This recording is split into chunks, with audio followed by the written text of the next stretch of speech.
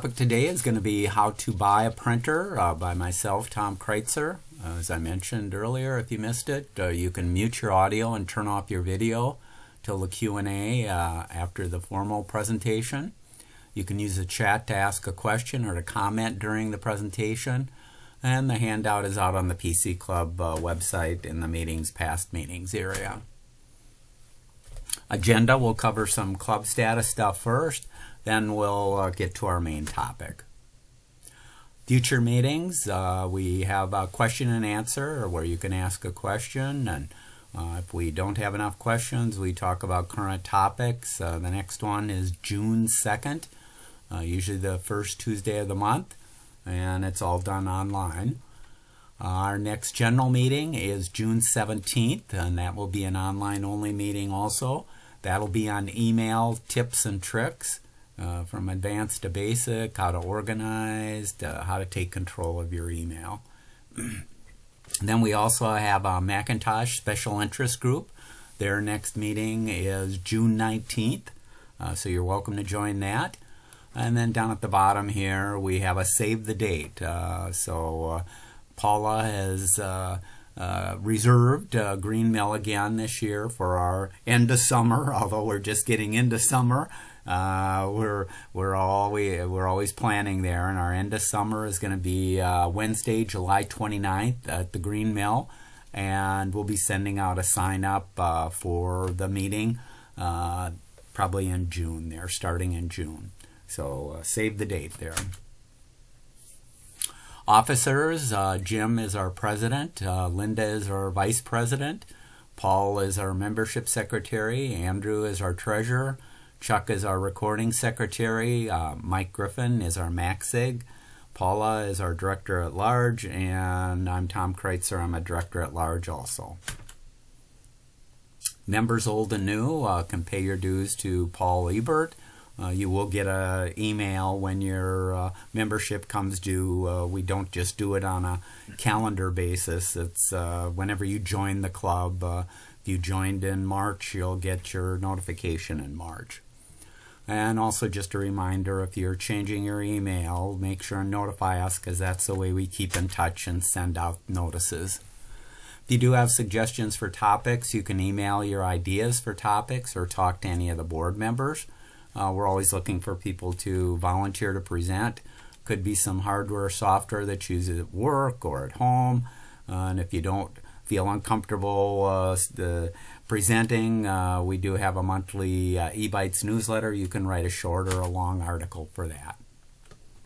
Out on our website, we do record the screenshots. So we have a video of this entire presentation along with the handouts.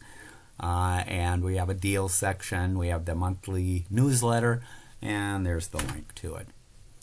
Okay, let's get to our main topic today, which is how to buy a printer by myself, Tom Kreuzer. Printers come in all kinds of shapes and sizes. We all need to print, and there are hundreds of printers to choose from. Get the features that you need at a cost that you can afford. Initial prices for printers range anywhere from about $40 all the way up to like $600 for the average person for the printer. And then actually the bigger cost for a lot of people are the ink cartridges and toner, and depending on how much you print and what you do, your toner costs can cost anywhere from $4 a year to $500 a year. Personally, myself, I'd rather pay the low end. I don't want to be paying the high end. Most 3M PCC members are still using expensive inkjet cartridge printers, and you should upgrade to one that better meets your needs ASAP. You're paying too much and you've got an outdated printer, or just a whole slew of things. This is from the last PC Club survey. And what this shows is we asked people what type of printer is your main printer, and 61% are still using ink cartridges. And as you'll see when we go through the presentation, that's not the right printer for probably 99.9% of the people. It's not the right printer. You have other options, black and white laser, color laser, and instead of the cartridges, they now make printers with tanks that are filled with bottles of ink, which are, as you'll see, very much cheaper and very much more affordable there. Okay, let's look at the main considerations when you're looking for a printer. The first decision you should be making is, do you really need color, or can you get by with just black and white? And if you absolutely must print color photos on your printer, then getting a color printer is a must. But most of the people I talk with, and including myself, I have a black and white laser. I do not have a color printer. So if you mainly print documents, there's no reason to spend the money on color output. I do print stuff in color. It's just that when I print stuff in color, I use services like Walgreens, Sam's, FedEx, UPS to print color photos or color documents, usually at a fraction of the cost that it cost me to print it on my local printer. Also, these other services, you get higher quality paper and you get higher quality inks, just a whole slew of nice things there. And as an example, let's say you like to print photos. Well, this is an example from Walmart recently. You could get 4x6 prints. You could print 100 of them for $9. Well, you can't buy ink. You can't buy photo paper. You can't buy any of that for that kind of price.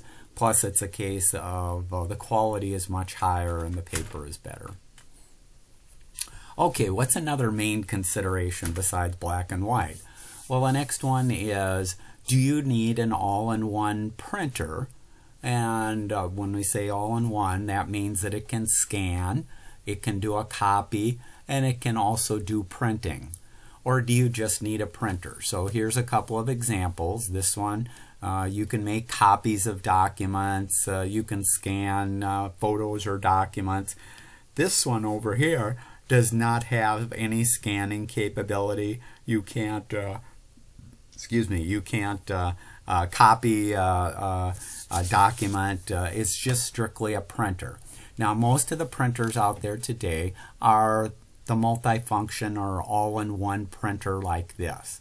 In fact, this is the printer that I own. It's a Canon, and what's the model? It's an older model because I've had it for going on 5 years now, MF224DW. And I'll talk a little bit about it as we go through some of these others. If you are getting an all-in-one with the scanning and the copying, you have some options. Some of them do a better job than others with the automatic document feeder, ADF. That can be very useful for scanning multiple documents or photos.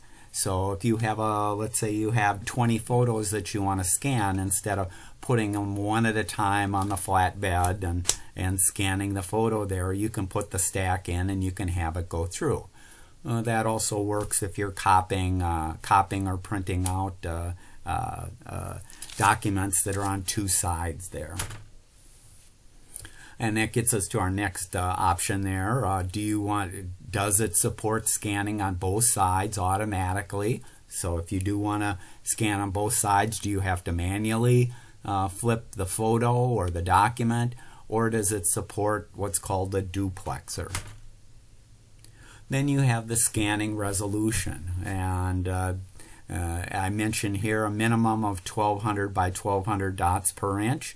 Certainly the more you pay, you can get higher scanning. However, if your photos in that are at a lower resolution, scanning at a higher resolution won't help you, but you want at least the capability of scanning 1200 by 1200. The other thing is the speed to scan, and that can be an issue if you are going to be you're more of a small business and you scan a whole bunch of things, or you've got thousands of photos that you want to work with. Paying a little more for a faster scanner would make sense. It may save you hours, days, and weeks of scanning there. Mention here all-in-one printers. Excuse me. All-in-one printers have fewer features than standalone scanners. So some people that really want the highest quality of images when they scan, you may find that it's best to buy a standalone scanner, and the scanners that come in these multifunction printers are good, but they aren't great. So if you do have, let's say you have a printer like this and it doesn't have the capability of scanning, you have options today that we didn't have in the past. You can use an app on your phone like PhotoScan or Adobe Scan to take pictures of a magazine article and create a PDF file. So there's multiple apps and ways to capture that we didn't have that capability before. Okay, the third main consideration, and this should be a consideration for most people unless you've got excess gold bars stored in the house that you've got. It's the cost. And one of the major costs in any printer is the ink cost. And this is just showing a sample of a cost per page for ink. This happens to be for black ink, but it also pertains to color. If you have color cartridges and tanks and stuff like that, you also have that. But you can see here, if you have an inkjet cartridge, the cartridges average about $35, but they only yield 150 pages. That means that your cost per page of the ink is 23.33 cents. That's the highest of any of the printers. A black and white laser toner cartridge costs about $50, but it can print 3,000 pages before it has to be replaced. So the cost per page is just a little over 1.5 cents per page. The cheapest are these newcomers, or new to most people, inkjet tanks. The inkjet tanks, you can buy the bottles or the tanks for about $20, or even in some cases $14, $15, and they'll yield 5,000 pages.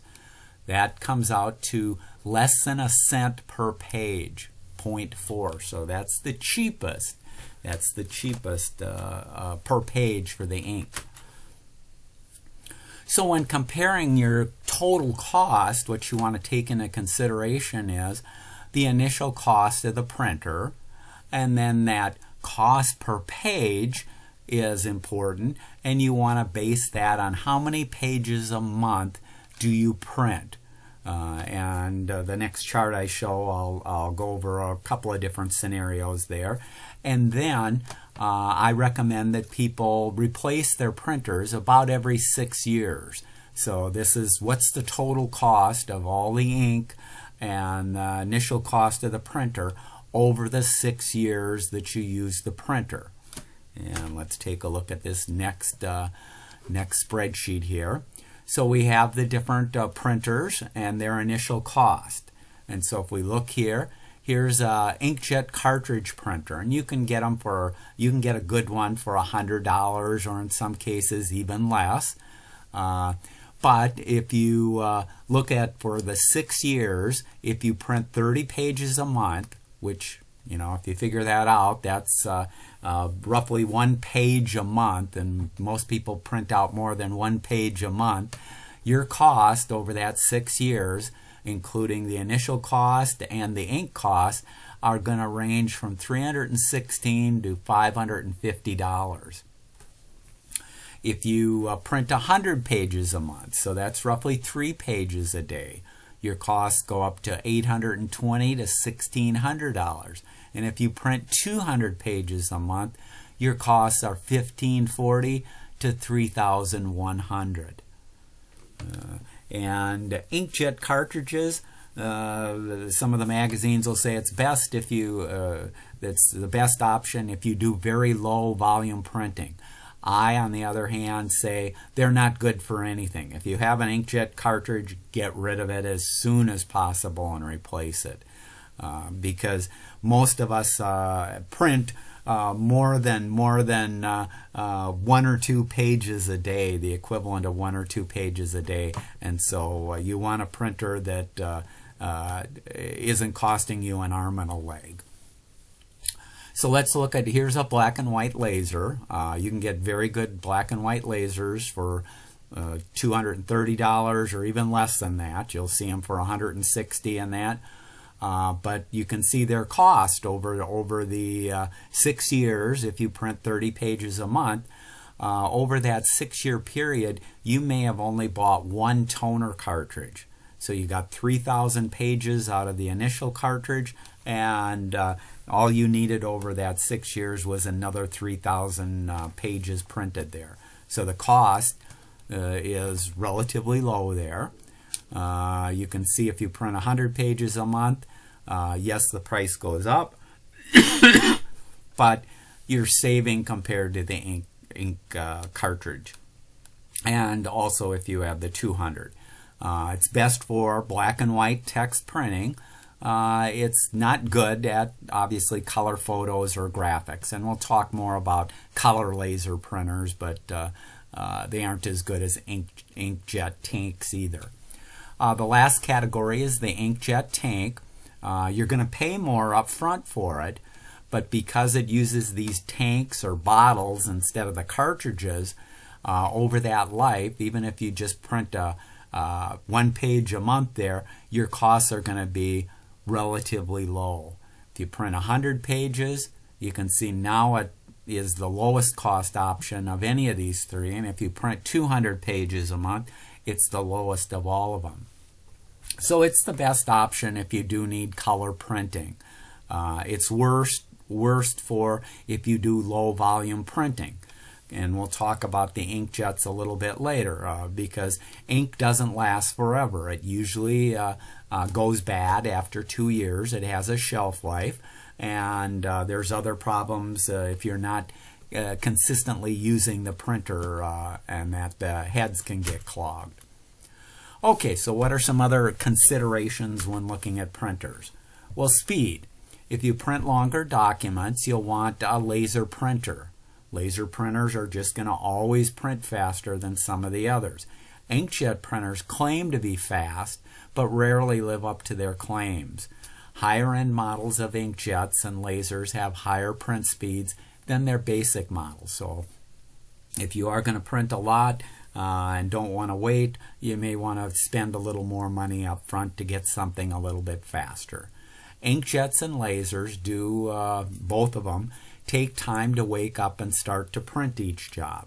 The inkjets, whether it's a cartridge or a tank, when it wakes up, it goes through a cleaning cycle, and that cleaning cycle kind of slows down. If you were just printing 1 page, it considerably adds to your print time there. Another factor when looking at these things is the physical size. Be sure to look into your printer's size with the trays extended if you have limited space. So if you live in a one-room apartment or something like that, some of these printers with their duplexers and multi-page deals to feed in, they can get rather large. This kind of falls in with that. Paper size. Do you print legal? Envelopes, labels, heavy cardstocks, or photos? That can factor into it. The paper feed. Excuse me. Do you need multi-trays? So the multi-trays, the example there would be, do you need legal and letter size trays, or do you print a lot of envelopes or things like that? You can always manually feed through stuff, but if it's something that you do on a regular basis or you're kind of running a small business, you may want to consider that. And then that duplexing on both sides. If you need a printer whose paper path is no sharper than 90 degrees to allow printing of various types of media without jamming. I print out recipe cards and on heavy cardstock. Well, that I can't run through my normal page feed there, the tray. I have to manually feed that in, and I can do that. And that's also true of envelopes and some other things there. Another important consideration nowadays is how are you going to connect your printer? Is it going to be by USB, by cable? That's the way we always used to connect in the past. Well, now you have options for Wi-Fi, Ethernet, AirPrint if you have Apple devices, near-field communication, and others. This allows you to print from other devices like a phone or a tablet and share it with everyone in the house. And this is part of the reason to buy a new printer every 6 years is the Wi-Fi connectivity and CPU and smarts in your printer get outdated rather fast, and so replacing it every 6 years is going to give you the best experience. You're going to have less drops of the printer and less problems with it the newer the printer is and replacing it. Okay, what are some other considerations? Some printers have a memory card reader, so if you do take digital photos, not on your smartphone, but on a digital camera, and it has the memory cards, you may want to have that directly on your printer where you can print directly to it. If you are going to get that, you usually want to have a printer that also supports a larger LCD screen. So if you're looking to pick out a picture to print, you can scroll through it on your printer, not even have to load it on your computer and go through and decide what to print. Resolution, the number of dots a printer prints in a square inch. Over 1440 dots per inch is good. Again, if you want higher quality, you're going to pay a little more for that higher quality. Choose a high-end model with a higher resolution if you will be printing lots of presentation quality text, graphics, or photos. Power saving. Does it conserve between uses? Now, most of the printers will go to sleep and things like that. Some do a better job than others, well, you can see their ratings if you look up the models and look up the features. Okay, let's talk about the three main categories. The first one, and the oldest that's been around a long time, is the inkjet cartridges. And you've either got an inkjet cartridge, excuse me, a little tickle there. You've either got a cartridge system that has one black cartridge and then one color, and that color actually is split into three separate colors within the cartridge. The other option is you have one black cartridge, then you have the individual colors split out into their each of their own cartridge. This is the best solution because if you just have the one cartridge, and let's say you're printing a number of photos and there's lots of cyan or red in the photo, the amount in this cartridge is going to run out, and you're going to have to replace it, and you're replacing it when there is lots of blue and yellow still left in the cartridge, whereas if you have these, you'd just be replacing the cyan or the red one here. So cartridges, they're better than lasers if you need high quality color photo output. They're not better with the cost, but cartridges are less costly than a laser if you rarely print. And again, most of the people I know, they are not. I would not recommend any of my friends or family buy a cartridge printer. I'm just showing these so that you know what they look like and what they do. Most of the models are smaller and lighter than a laser. Cartridges do have an expiration date, and they dry out or clog if not used regularly. laser toner cartridges last forever. Never dry out, never clog. Inkjet cartridges often exceed the initial cost of the printer. Just if you bought a printer for $50 and you had to replace the black and the color, you're going to be spending more than that on the color cartridge than what you spent on the printer. So the companies that make them, whether it's Epson or HP or that, will sell these printers at a loss. They know they're going to make up the money selling you ink. And this is an example that most people don't look as the amount of ink that you get in one of these cartridges. You're paying roughly $73 an ounce, or almost $10,000 for a gallon of the color there. Very expensive. The other thing with ink cartridges is a lot of ink never ends up on the page and is lost in the cleaning and startup cycles, where it cleans itself and tries to make sure it's not clogged there. For better photos, get an color inkjet with multiple colors. So I mentioned never buy inkjet with just the black and white and one single color. If you do need cartridge or do want to buy a cartridge printer, buy one with the 4 separate colors. So that they can be replaced individually instead of just the single color cartridge of the 3. The trouble with the inks, if you have one, you've probably already seen drying time varies depending on the paper and the ink, but you usually will see some smudges. Okay, the next type of printer that we'll talk about is also inkjet, but instead of those very costly cartridges, the machine has tanks.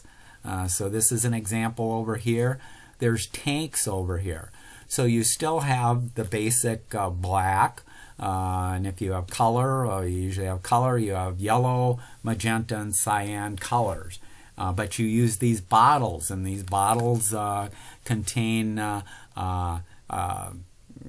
ounces and ounces. I forgot exactly if it's 12 ounces of ink or whatever, but in some cases those will last you a couple of years. And you just fill it in when you run out in your printer.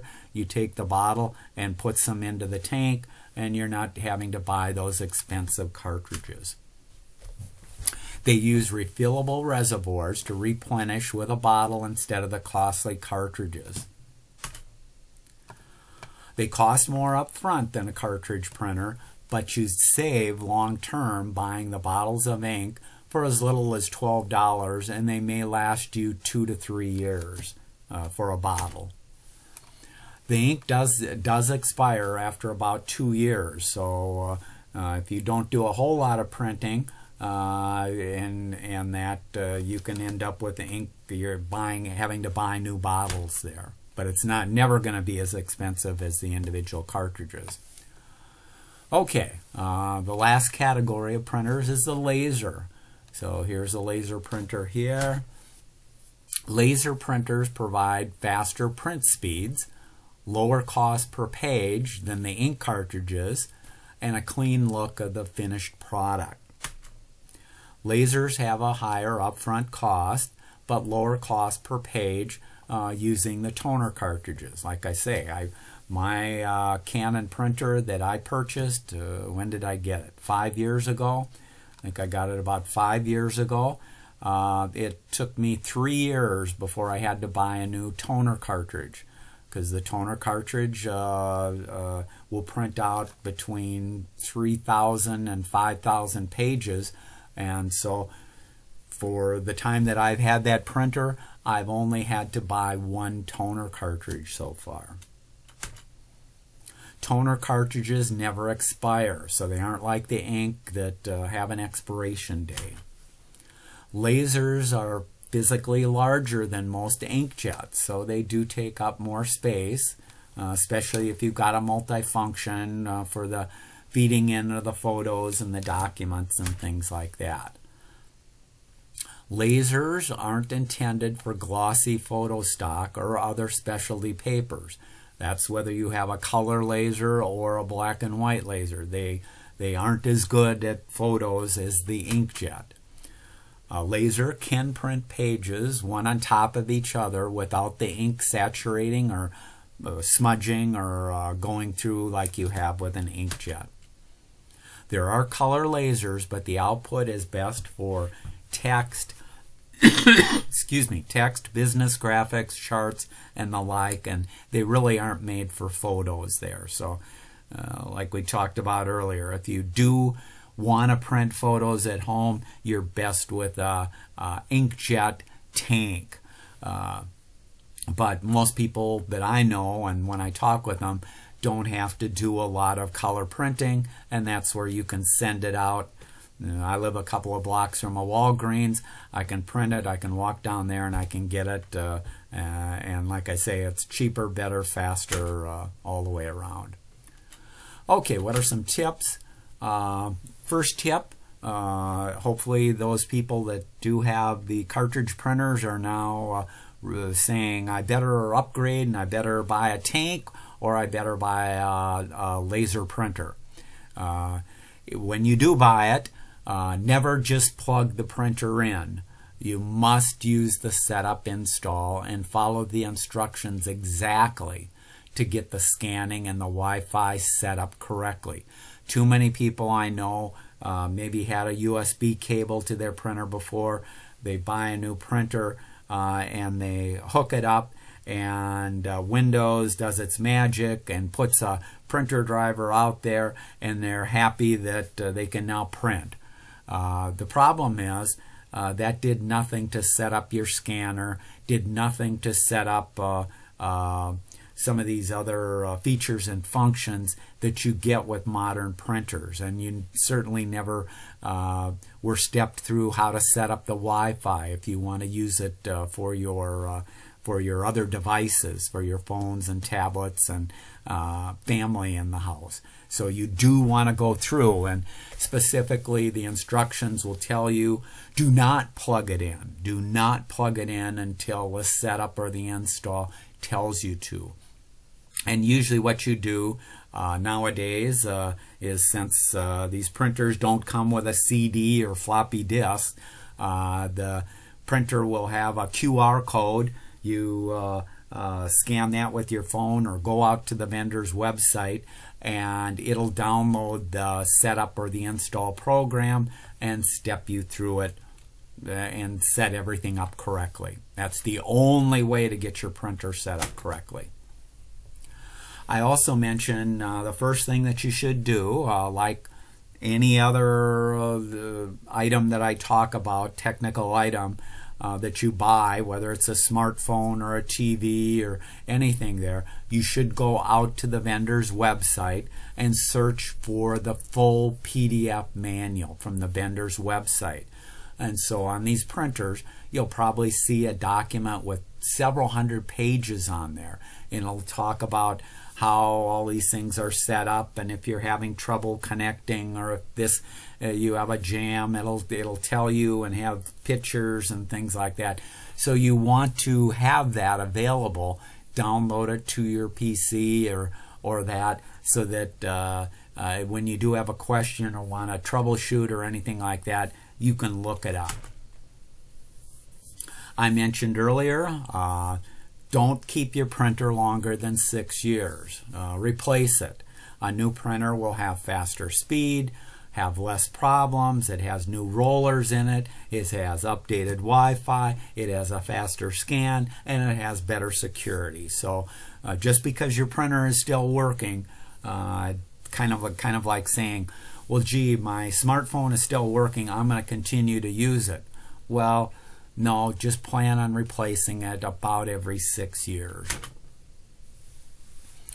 Also, what you'll see if you haven't run into it before with your old printer, is companies like HP, Epson, Canon, and Brother will offer ink and toner subscriptions. I do not recommend that you sign up for that. And so there's software that can run on your computer, automatically ordering ink if you're using ink, or ordering toner if you're using a laser. Excuse me. There also is third-party ink or toner that's sold out on Amazon. Sometimes you can save 25 to 75% off the name brands. I don't recommend it. I recommend buying the original vendor's products, whether it's a toner or ink there. For some people, the quality is fine and they have no problems. Certainly you can try it, see if it's worth the hassle, or maybe it smudges a little more, or you have a streak on a page or something like that. For me, it's just not worth the little bit that you might save there. So use at your own risk, the third-party ink and toner. Some more tips. High-end inkjets produce better quality photos than a cheap inkjet and can print at a higher speed. Use the print preview in most apps so that you don't waste paper and ink. So how do you save money on these, or less wear and tear on your printer? Control what you actually print. Only print the parts of the page that you need, and whether it's printing by page or selecting text or stuff like that, control. Many sites and apps will let you select the text to print instead of everything. So if I'm on a web page, you can use your mouse and you can select just part of the web page, and when you print it, just do the print selected area. Don't print all of the pages in there. So you can control that. At a minimum, you can select just the page you want to print.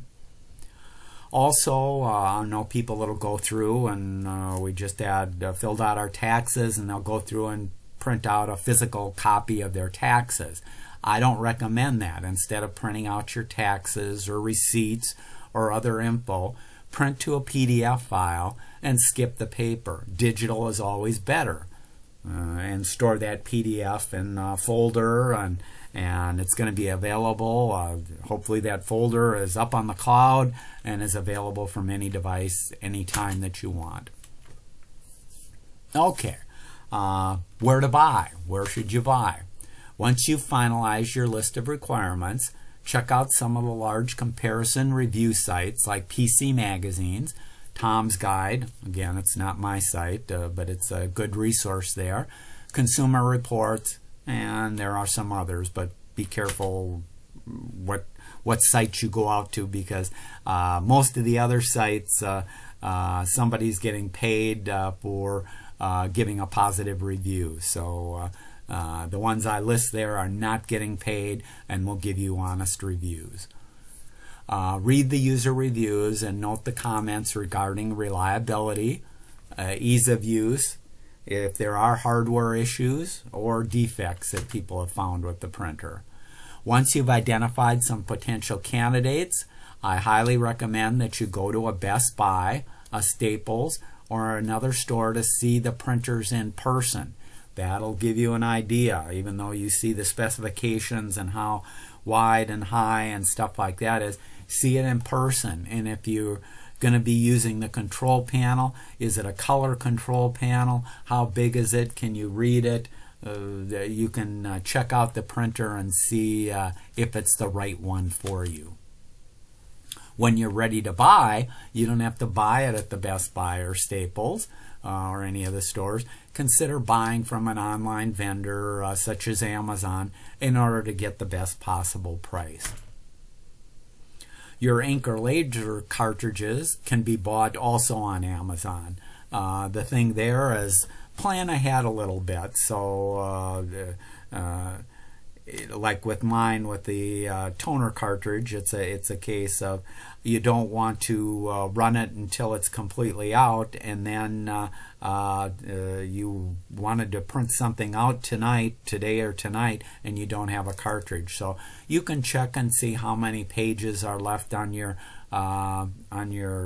toner cartridge and stuff like that, how many pages have been printed, just to give you an idea there. But it's always good to have one ready to go if you do have a problem there.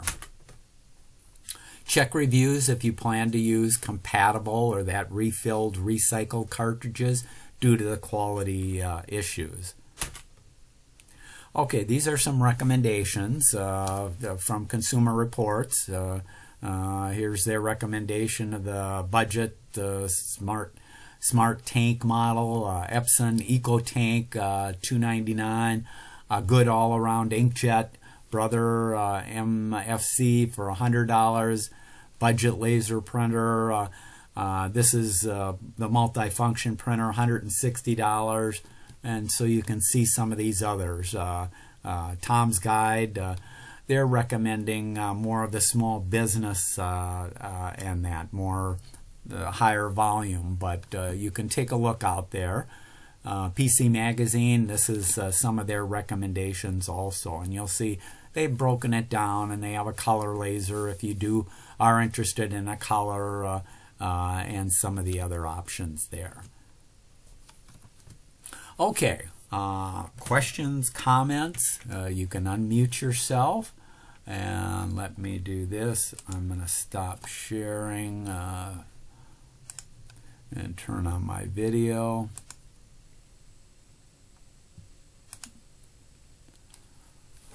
Okay, I see a question. Can I print color for free at my local library? Quantities. I can print color for free at my local library. Most libraries do charge a minimal charge, so you're absolutely right. Whether it's black and white or color, if you have a library card, you can connect to their site and print there. And you can send it from your home. So you can send it from your home to the library, go to the library and pick it up there and that. Tom? Sure. And that I'm in Hennepin County, so that might be different, but since COVID, they give us like a $5 a month for printing. Black and white, I think, is 5 cents a page, and color is 50 cents a page. So, yeah, if you're really low volume, no need to buy a printer. It's a half mile down the street from me. No, and that's excellent advice there, and a lot of people forget that the libraries do have a lot of resources, and whether it's free Wi-Fi or some other access to. I just had a gentleman in the MaxSig that was looking for where can he get access to old National Geographics, because he's got them going back to 1970 or something like that, and he wants to get rid of the physical deals there. And certainly the libraries, you have online access. Myself, I've done a little genealogy. My local library has subscriptions to Ancestry.com, free subscriptions, not to everything, but to certain parts of Ancestry.com, you can get access. So excellent point there that check out your library. You're already paying for it with real estate taxes. Might as well get some benefit there. Okay? Okay, another question here. Is clogging of print heads with the tank printers an issue? Yes, it is. Inkjets are inkjets. The only thing that changes between there is the cartridge and the tank. So the cartridges or the tank, that ink in there starts to gel over time. That's why it has an expiration date. And so if you aren't printing a lot and the ink expires, you may have to go in and clean, and the machines clean themselves every startup cycle or every time you print, but sometimes you have to go in there and manually clean it if you've let old ink sit in there for a long time and it's clogged up the tubes and stuff like that, to clean it out.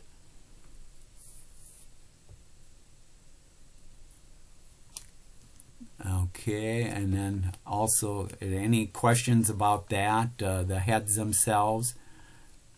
Yeah, I mean, well, way back when we did have an inkjet cartridge, they tell you don't touch print heads. It's like, well, I'm going to throw away the cartridge if I do anyway, so you could just clean it with, usually with try to get a relatively lint-free paper towel, wet it, and then you could just soak most of the clogged ink off the print head itself. I don't know what it's like for a tank printer. I don't have one, but yeah.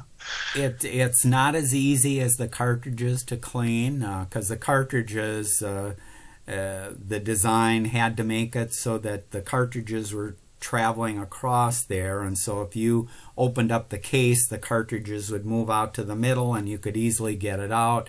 The cartridge contained the ink itself and the initial part, like you talked about. If it was clogged, taking a lint-free rag or towel and getting it wet and that sometimes would get it going. But if the ink itself had gelled, yes, you cleaned off the hardened part on the outside, but as soon as it tries to squeeze it out, it's going to get clogged again. And so if the cartridge has expired, and all ink cartridges expire, all bottles of ink expire. So they do have an expiration, and they do.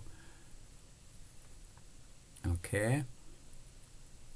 The other thing that I heard, and I haven't validated it, but so if there's an engineer in the group that knows differently, let me know. But back a number of years ago, when we first started looking at printers and doing things and stuff like that, we weren't using the HP printers and we weren't using the inkjet printers, and it was a case of the HP CEO came to 3M and said, you will use HP printers, because HP buys the formulation for most of the inks from 3M. 3M with the micro encapsulation, and I don't know if it's a Chemalite, but one of those, we make most of the ink that you see, whether it's in the bottles or the cartridges.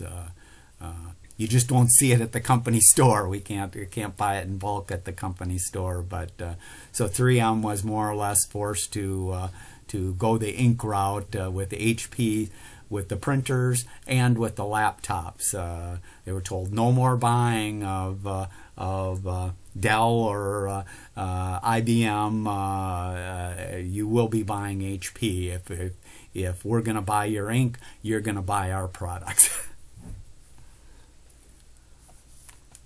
Okay, and then Jim also mentions, what about bricking of printers when aftermarket toner cartridges or cartridges are used? It varies from vendor to vendor. How successful, what Jim is talking about, if you're not familiar, is whether it's ink cartridges or toner cartridges will get recycled. So we talked about that recycling. So they're taking an old cartridge, they're maybe adding some ink back in there, and the vendors got aware of that, and one of the ways that they tried to control it or stop it was to put an identification code on each cartridge, and that identification code on the cartridge kept track of how many sheets have been printed with that cartridge, to the point where if you bought a recycled, your print driver or Windows would report that this is a counterfeit cartridge, and it either won't function or is warning you that your results may be unpredictable. They backed off a little bit with that over the years, because certainly they got backlash from people that did want to fill. When I used to have an old inkjet cartridges and that, I used to refill them myself. So all you'd do is drill a little hole in the top, and you could buy a black ink bottle and a syringe, and you could pump in the new stuff. Relatively painless, and worked pretty good, but over the years, like I say, it's not worth it now with the price of laser jets so low, and now the tank cartridges themselves available. So if you have a cartridge printer, like I say, as soon as you can, get rid of it and either buy an inkjet tank or buy a black and white laser. And in the old days, when the lasers first came out, the only companies or that could afford them was a business, because they used to cost like $2,000 or that for a laser printer. Now you're in some cases $100, but you can certainly get a good one for less than $200 in that now. And if you figure out your total cost of printing and the cartridges and stuff like that, it just makes sense to use a laser printer or the tank printers if you really need the color there. Okay, other questions or comments? Hey Tom, this is John Stofko. I might be unusual, but we have a printer scanner which uses the cartridge things, but we hardly ever print things out anymore. Most of the time, if people want to see photos, we email them to them. And if they want to print them out, that's their business, but we don't. And I think your suggestion about if you do want a good color print, you can get that at Walmart or Target or one of those places. Just take the image over on a flash drive and they will print out whatever size you want. Right, and that's what I do. So I still do occasionally print out 8x10s, 4x6s. Let's say there was a birthday party or something like that. Instead of me printing everything at home there, I'll send it. I have a Walgreens a couple of blocks from me. Again, with their specials that they have and stuff like that, you're going to end up with a higher quality, because if you print with an inkjet, if you've ever done that inkjet, what's the one thing that you do? You may have a little bit of a smudge, or you have to wave it around almost like a Polaroid to get it to dry. And then after it's dried, you want to make sure that you never expose it to water of any kind, otherwise it can start running. Well, that's not a good photo, and that photo cost you quite a bit for the paper and the ink. Whereas if you had it done commercially at any of these other places, and even like Evelyn said, send it to your library because they have high quality black and white and laser printers. You have options now.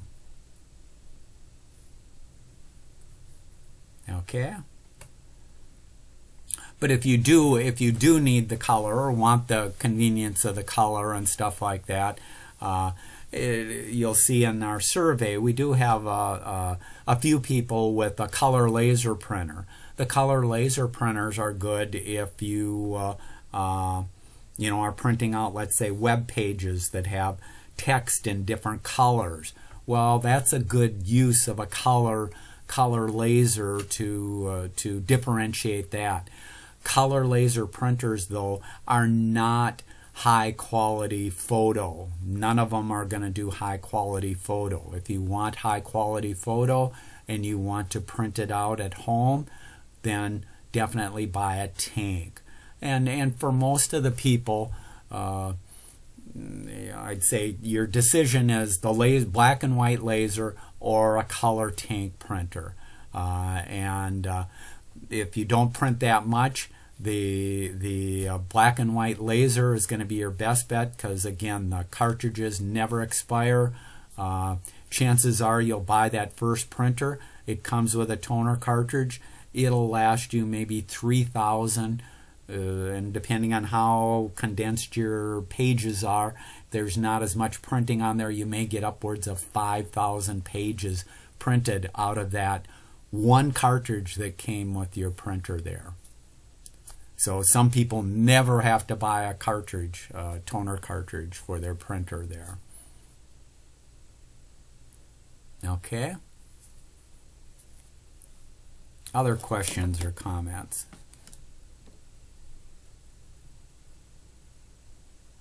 I'll say we do have an older, one of the advantages actually of the inkjet printers too is you are replacing the some of the parts that do have the wear and tear when you do replace a toner cartridge. So you get good results there. I mean, improved longevity, I guess, from that. But we also want, I did get an aftermarket toner cartridge, and again, I was fine with the results, but it did seem like, geez, that thing I didn't count the pages, but it wasn't as many as the actual HP toner cartridge. Yeah. Back when the kids were still printing a lot for school and everything, it's like, geez, that one went fast. Yeah. Yeah. The other thing, if you're not familiar, both with the old cartridges and the toner cartridges themselves, usually come in two types. So there's the standard, and then there's the XL. And the difference between the two is the amount of ink that's in there, or the amount of toner that's in there. So for like a Canon, mine takes, I believe, toner cartridge 52. Well, 52, if you print pretty much the whole page, you'll get about 3,000 pages printed off of there. If you get a 52 XL, that suddenly, I think, bumps up to 7,000 pages. So if you do a whole lot, if you're a business and is constantly going through stuff, then I'd look at getting the XLs and stuff like that. But otherwise, I don't recommend the XLs for most people, because like Jim just pointed out, in that cartridge itself, so this is a toner cartridge here, black and white toner cartridge. You're getting a number of rolls and spools and stuff like that. Well, it's good to replace those, because over time they aren't picking up the paper and transporting the paper as when they were first around, and so replacing it can ensure that you're not going to have paper jams and you're not going to have problems like that. But if you used some of the third party and that, okay, that's already been used for 3,000 pages or 6,000 pages, and yes, you may not have a problem at all, or you may put it in and 10 sheets later stuff is jamming, or you've got a black streak on some of your stuff. So for the little bit of money that you save, I wouldn't recommend it. Back when we were buying cartridges, you were saving a lot of money by going to third party because of that 23 cents per page cost. But with tanks, less than a cent a page, and with laser, it being, what was it, 2 cents? It's not worth saving a half a cent and having the aggravation or the problem that might come with that reconditioned or third party toner there. Okay. Any other questions or comments?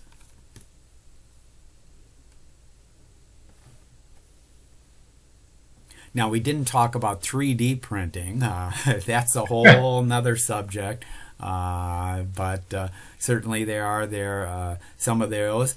The other thing that's out there that I didn't mention either, and you'll see, is there's the little specialty printers that'll just print out, let's say, a 4x6 photo, and you can get some of those for under $100.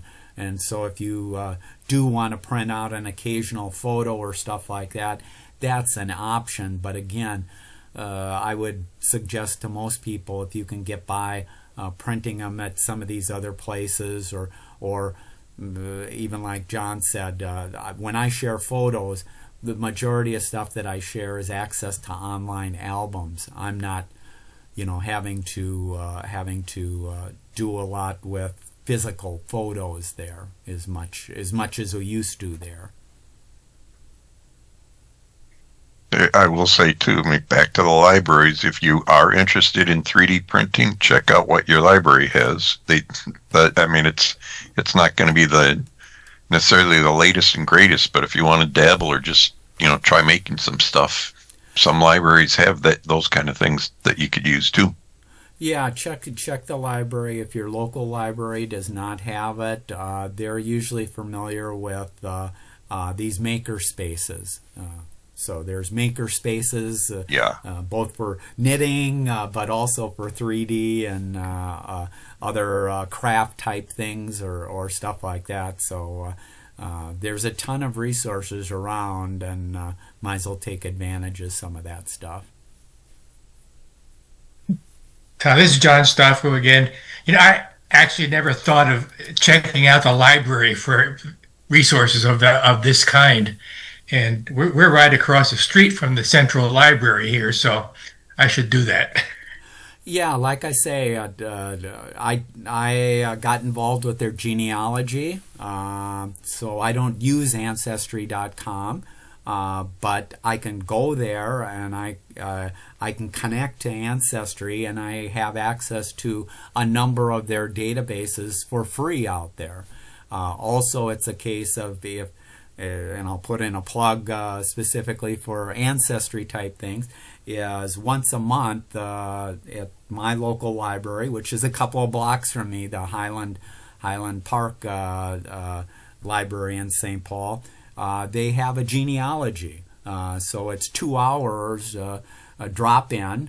You drop in. If you're brand new to genealogy, they'll help you get set up. They'll help make sure you're connected to Ancestry. But if you have questions or need help looking stuff up, they'll help you there. So libraries, again, they're more than just for lending the old-fashioned books. And since our tax dollars are going there, it makes sense to utilize them there.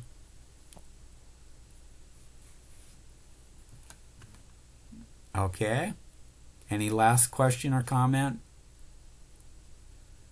Okay, well, thanks for joining. Our next one will be on email there, and we have our question and answer and stuff like that also. So have a good day. Everybody take care. Thanks, Tom. You're welcome. Thank you.